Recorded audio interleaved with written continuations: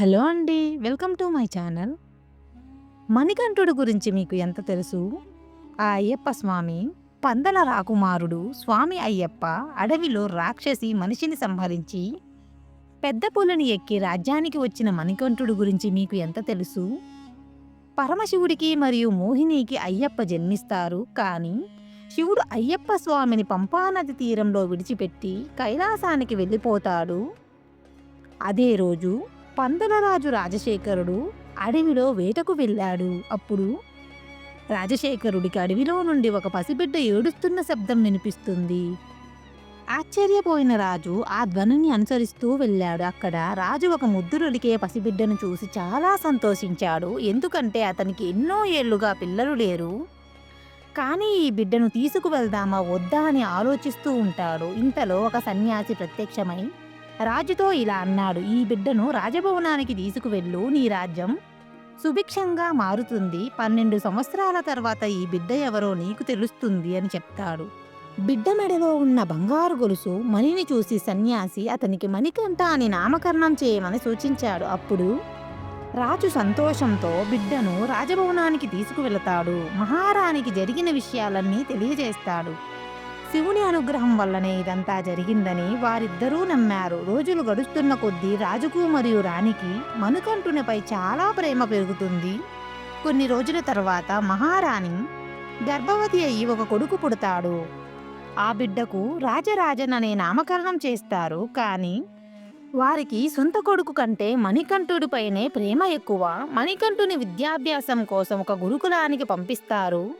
ఆ గురుకులంలో మణికంఠుడు పురాణాలు, వేదాలు, సకల విద్యలు నేర్చుకుని సర్వగుణ సంపన్నుడవుతాడు. మణికంఠుని గురువునకు ఇతను సామాన్య మానవుడు కాదు, దైవ స్వరూపుడని తెలుస్తుంది. కానీ ఆ విషయం ఎవరికీ చెప్పరు. 2 సంవత్సరాలలో మణికంఠుడు గురువు దగ్గర అన్ని విద్యలను నేర్చుకుంటాడు. విద్యాభ్యాసం పూర్తయ్యాక గురువుకు గురుదక్షిణ ఏమి కావాలి అని అడుగుతాడు. అప్పుడు తన గురువులు ఇలా అంటారు, నాకు గురుదక్షిణ ఇవ్వాలనే కోరిక నీలో ఉంటే గుడ్డివాడు మరియు మూగవాడు అయిన నా కొడుకుకు దృష్టిని, మాట్లాడే శక్తిని ప్రసాదించు అని కోరుతారు. గురువు మాటను మన్నించిన మణికంఠుడు గురుపుత్రుని తలపై చేయి పెట్టాడు. వెంటనే అతనికి దృష్టి మరియు మాట్లాడే సామర్థ్యం ప్రాప్తించాయి. తాను చేసిన ఈ అద్భుత కార్యాన్ని ఎవరికీ తెలియచేయవద్దని కోరుకొని మణికంఠుడు గురుకుల నుండి రాజభవనానికి తిరిగి వస్తాడు. అప్పుడు మణికంఠుణ్ణి చూసి రాజు చాలా సంతోషించాడు. తర్వాత మణికంఠుణ్ణి యువరాజుగా పట్టాభిషేకం చేయాలని నిర్ణయిస్తాడు. అదే రోజు రాత్రి రాణి దగ్గర కూడా ఈ విషయాన్ని చెబుతాడు. అప్పుడు మహారాణి కూడా చాలా సంతోషించి తప్పకుండా మణికంఠుడికి పట్టాభిషేకం చేద్దాం అని అంటుంది. మరుసటి రోజు మంత్రి రాజు దగ్గరకు వచ్చి, ఏమిటి రాజా, తలలేని పని చేస్తున్నారు? సొంత కొడుకు ఉండగా ఎక్కడో దొరికిన కొడుకును మీరు యువరాజును చేస్తానని చెబుతున్నారు. ఇది మీ రాజ్యానికి మంచిది కాదు. కాబట్టి ఇటువంటి ఆలోచనలను విడిచిపెట్టి మణికంఠుణ్ణి రాజ్యం నుండి బహిష్కరించండి అని చెబుతాడు. అప్పుడు మహారాజా ఇలా అంటాడు, ఏం మంత్రి, రాజు నువ్వా నేనా? ఎవరిని రాజ్యం నుండి బహిష్కరించాలో నాకు తెలుసు. మర్యాదగా వచ్చిన దారిలోనే వెళ్ళిపో, లేదంటే నిన్నే రాజ్యం నుండి బహిష్కరిస్తాను అని కోపంతో చెప్పి అతన్ని పంపించేస్తాడు మహారాజు. అప్పుడు మంత్రి వెనక్కి వెళ్తూ, ఒకవేళ మణికంఠుడు రాజు అయితే నా ఆటలు సాగవు, ఎలాగైనా ఈ పట్టాభిషేకాన్ని ఆపాలి అని మహారాణి దగ్గరికి వెళ్తాడు. ఆ సమయంలో మహారాణి తన సొంత కొడుకుతో ఆడుకుంటూ ఉంటుంది.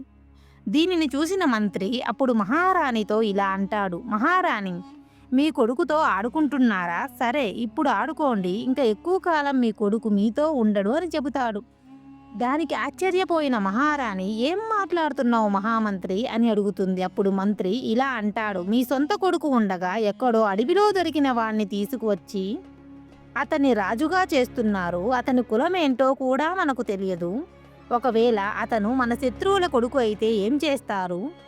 మణికంఠుణ్ణి మీరు రాజుగా చేస్తే మరుసటి రోజే మిమ్మల్ని, మీ కొడుకును రాజ్యం నుండి తరిమి కొడతాడు. అయినా మీ సొంత కొడుకు ఉండగా ఎక్కడో దొరికిన వాడిని రాజుగా చేయడానికి కారణమేమిటి అని రాణి మనసును చెడగొడతాడు మహామంత్రి. ఆ మంత్రి మాటలు విన్న రాణి సొంత కొడుకుపై ఉన్న ప్రేమతో ఆలోచించడం మొదలు పెడుతుంది. అప్పుడు మహారాణి మరియు మంత్రి కలిసి మణికంఠుణ్ణి చంపడానికి ఉపాయం చేస్తారు. అప్పుడు మంత్రి ఇలా అంటాడు, మహారాణి, మీకు తలనొప్పి అని చెప్పండి, ఏం చేసినా తగ్గడం లేదని చెప్పండి, మిగిలినది నేను చూసుకుంటాను అని చెబుతాడు. దానికి మహారాణి అంగీకరిస్తుంది. మంత్రి చెప్పినట్లుగా భయంకరమైన తలనొప్పితో బాధపడుతున్నట్లుగా రాజును నమ్మించింది. భ్రమలో పడిన రాజు రాజభవన వైద్యుణ్ణి పిలిపించాడు. ఎంత కష్టపడినా రాణి వ్యాధి ఏమిటో తెలుసుకోవడం రాజభవన వైద్యుడి వల్ల కాలేదు. అప్పుడు మంత్రి తాను నియమించిన వైద్యుణ్ణి రాజభవనానికి తీసుకువస్తాడు. అప్పుడు రాణిని పరీక్షించినట్లు నటించిన ఆ వైద్యుడు పులిపాలతో మాత్రమే రాణి వ్యాధి తగ్గుతుందని రాజును నమ్మిస్తాడు. అప్పుడు మహారాజు రాణి వ్యాధిని నయం చేసిన వారికి తన రాజ్యంలో అర్ధ భాగాన్ని ఇస్తానని ప్రకటిస్తాడు. పులిపాలు సేకరించడం కోసం అడవికి వెళ్లిన సైనికులు ఒట్టి చేతులతో తిరిగి వచ్చారు.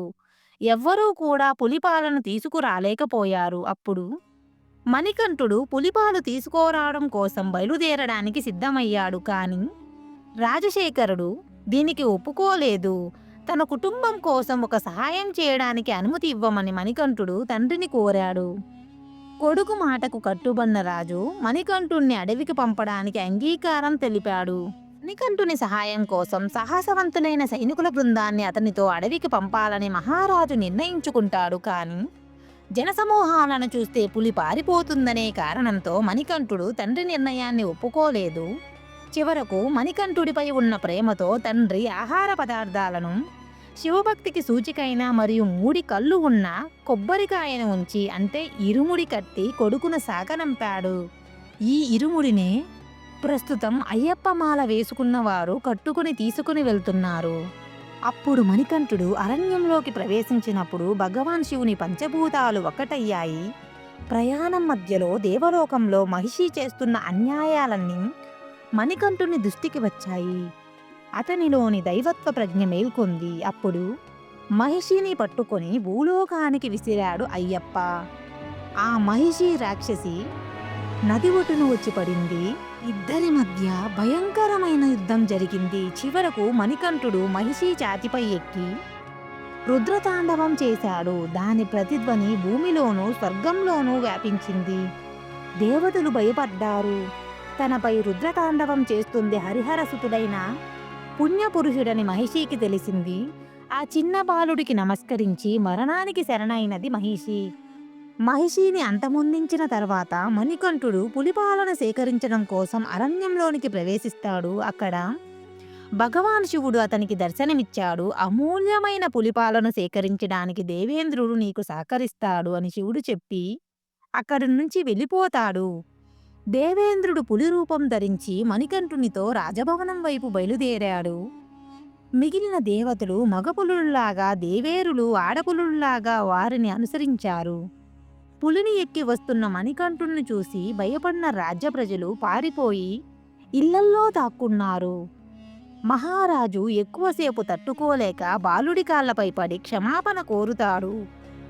చివరకు రాణి కపట నాటకం రహస్యం తెలిసాక ఈ నిమిషంలో మణికంఠుడు అరణ్యానికి బయలుదేరాడు.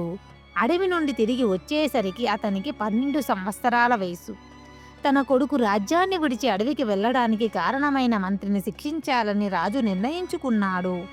కానీ అంతా దైవ ఇచ్ఛతోనే జరుగుతుందని, దానిని మనం పాలించాలని మణికంఠుడు సలహా ఇచ్చాడు. తన అవతార ఉద్దేశం పూర్తయినందున తాను దేవలోకానికి వెళ్తున్నట్లు తండ్రికి సూచించాడు.